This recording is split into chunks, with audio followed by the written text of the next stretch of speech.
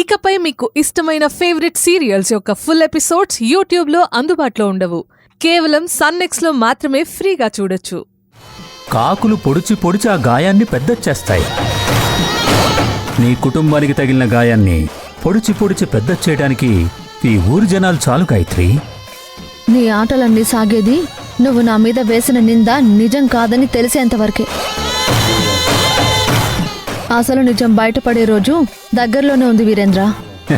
పగటి కలలు గనకు నువ్వనుకున్నది ఎప్పటికీ జరగదు. విన్నావుగా నీ ఇంటి బయట జనాల గుసగుసలు. ఈ జనాలు ఎలాంటి వాళ్ళు తెలుసా? నేనేమీ మాట్లాడకుండా ఉన్నాననుకో, ఆ పిల్ల జీవితం చెడగొట్టి మౌనంగా ఉన్నాడు అంటారు. అదే నేను నోరు విప్పి నేను నిన్నేమీ చేయలేదని నిజం చెప్పాననుకో, వాడు చేసినోడు నిజమెందుకు చెప్తాడు అంటారు. ఇందాక నువ్వే స్వయంగా చూసావుగా, నోరు తెరిచి నిజం చెప్పినా నమ్మిన వాళ్ళు ఒక్కళ్ళైనా ఉన్నారా? జనం ఏదైతే బలంగా నమ్ముతారో అదే నిజమని చలామణి అవుతుంది గాయత్రి. పురాణ కాలం నుంచి ఇదే పరిస్థితి.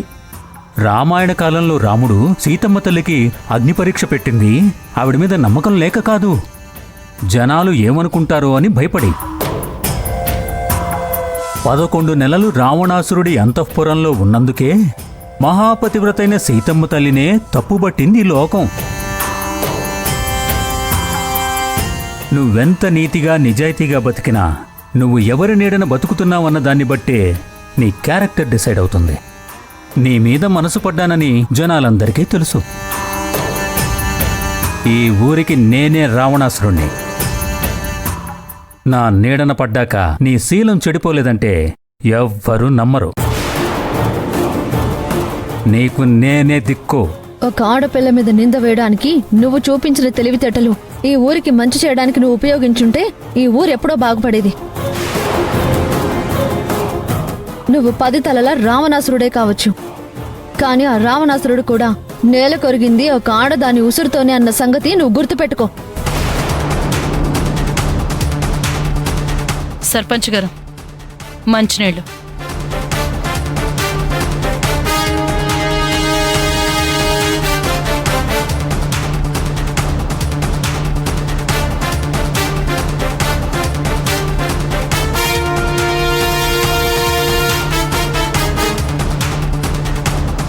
అమ్మా గ్లాసు.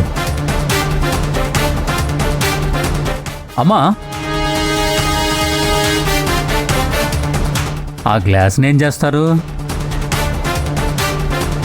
ఏం చేస్తాం? కడిగి లోపల పెడతాం.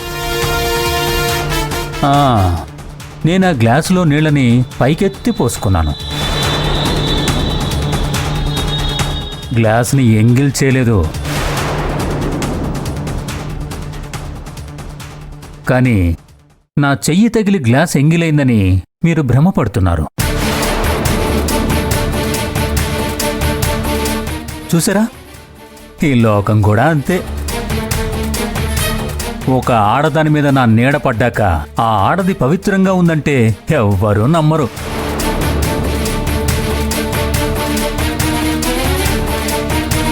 ఈ విషయం మీ అమ్మాయికి అర్థమయ్యేట్టు చెప్పండి.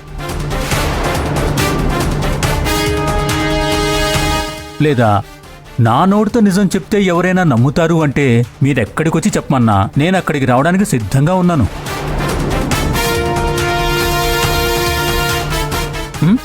జాగ్రత్తమ్మా, వస్తాను.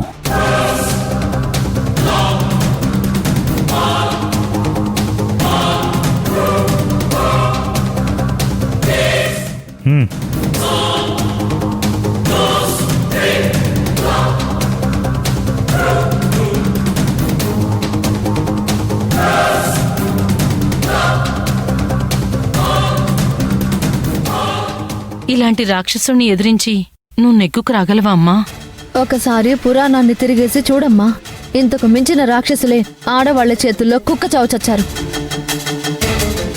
అలాంటి అమ్మవారి ఆశీస్సులు నాపై ఉంటే నన్ను నేను నిరూపించుకునే రోజు త్వరలోనే వస్తుందమ్మా.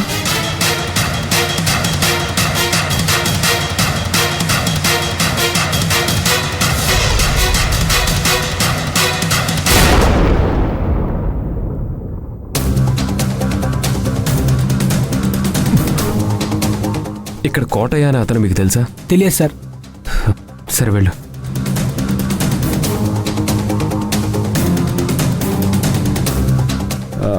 తమ్ముడు, కోటయ్య అని ఇక్కడ ఒక అతను ఉంటారు. తెలీదండి.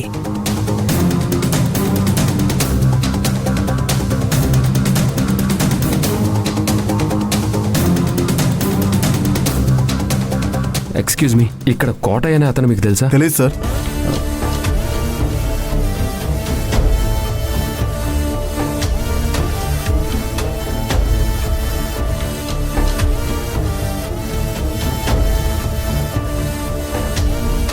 బ్రదర్, మీ కోటయ్య అని అతను తెలుసా? తెలియదు సార్. ఇక్కడ కోటయ్య అని ఆయన ఉండాలి. తెలియదన్నా. భయ్యా, మీకేమైనా కోటయ్య అని అతను ఐడియా ఉన్నారా? తెలియదు సార్. ఎవరితను? కనిపించిన వాళ్ళందరినీ కోటయ్య గురించి అడుగుతున్నాడు. కోటయ్య ఇక్కడి నుంచి వెళ్తూ తన గురించి ఎవరిని అడిగినా చెప్పొద్దన్నాడు కదా.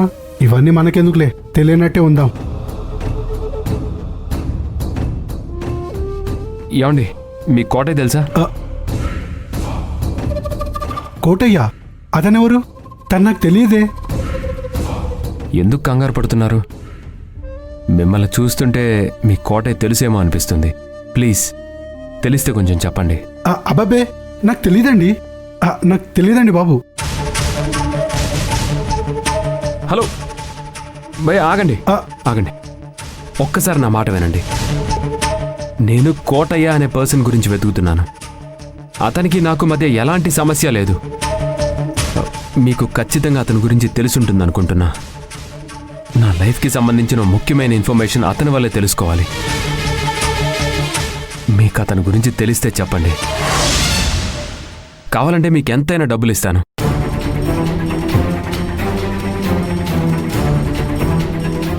మీకు అతని గురించి చెప్పడం వల్ల ఎలాంటి ప్రాబ్లం ఉండదు. దానికి నేను ప్రామిస్ చేస్తున్నా. నాకు నిజంగా డబ్బులు ఇస్తారా?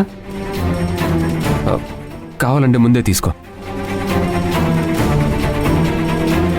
ప్లీజ్ చెప్పు, కోటయ్య గురించి చెప్పు. అతను ఇప్పుడు ఇక్కడ ఉండట్లేదు సార్. ఎక్కడుంటున్నాడంటే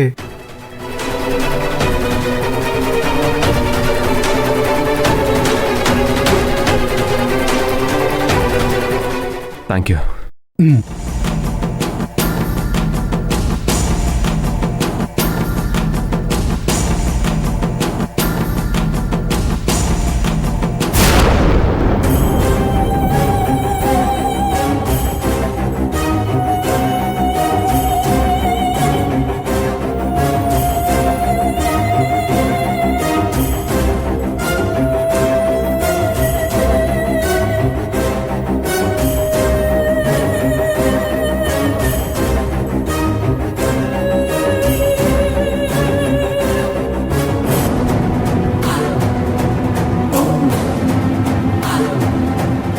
సర్పంచ్ గారి భార్య వాళ్ళకం ఏదో అనుమానంగా ఉందేంటి?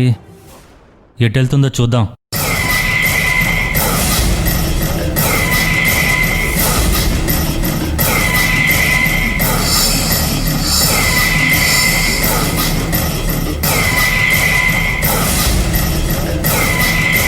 ఈవిడకి గాయత్రి వాళ్ళ ఇంట్లో పనేంటి?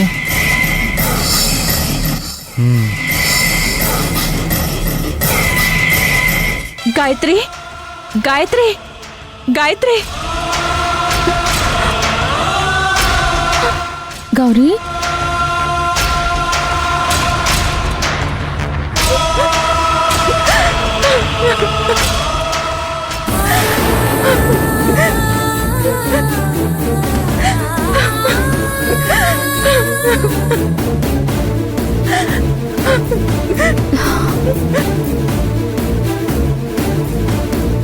నన్ను క్షమించు గాయత్రి.